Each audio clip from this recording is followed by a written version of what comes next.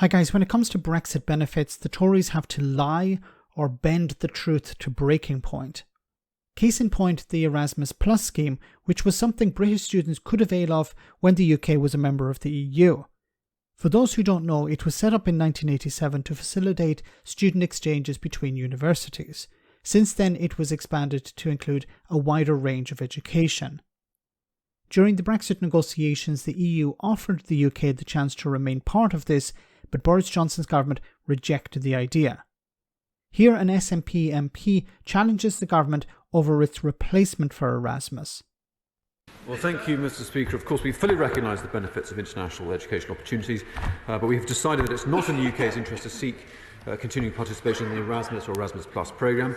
Of course, we have our own scheme. It's the Turing Scheme, and this supports global access to education. And in the last academic year, over 41,000 participants took part. Thank you, Mr. Speaker. There's a real willingness across this House and across the European Union to see the UK participating once again in Erasmus and Erasmus Plus, so it's incredibly disappointing to hear that answer from the Minister. Because if, as he genuinely believes, we are better together, surely our student, our academic and scientific communities would be even better together if we were back exactly where we belong, at the heart of these hugely beneficial European programmes. Well, Mr. Speaker, many students are, of course, still going to receive an education in Europe.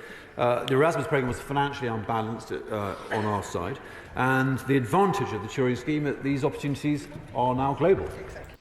Okay, there's a bit of truth and a bit of lies, of course, in all of this. So how do they compare? How does the Turing Scheme compare with Erasmus+? So in 2019, when the UK was last a member of the EU in regards to this, the UK paid €144 million into the system, which supported about 55,000 students studying in EU member states.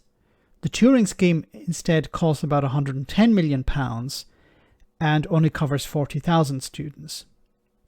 However, the EU has boosted funding from the original €14.7 billion when the UK was leaving the EU to a massive €26.2 billion for the round of funding from 2021 to 2027. Now, when it comes to research partnerships, the UK received €56 million in grants, €56 million in grants from the EU as part of the scheme, but there's no such money available under the Turing Scheme instead. Now, the only way Turing can be compared favourably with the Erasmus one is the amount of money being provided per student. So we're looking at something which is on par. Now, there's nothing stopping the UK actually adding Erasmus to have this wider global reach, but instead it's replacing Erasmus with Turing.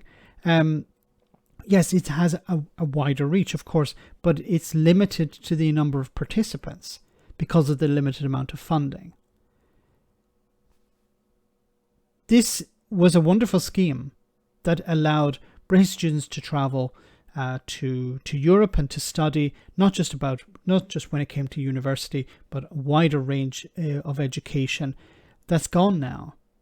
And the sad thing about all of this as well is that the UK was given the option to remain part of Erasmus, benefiting British students, and Brexiteers said no.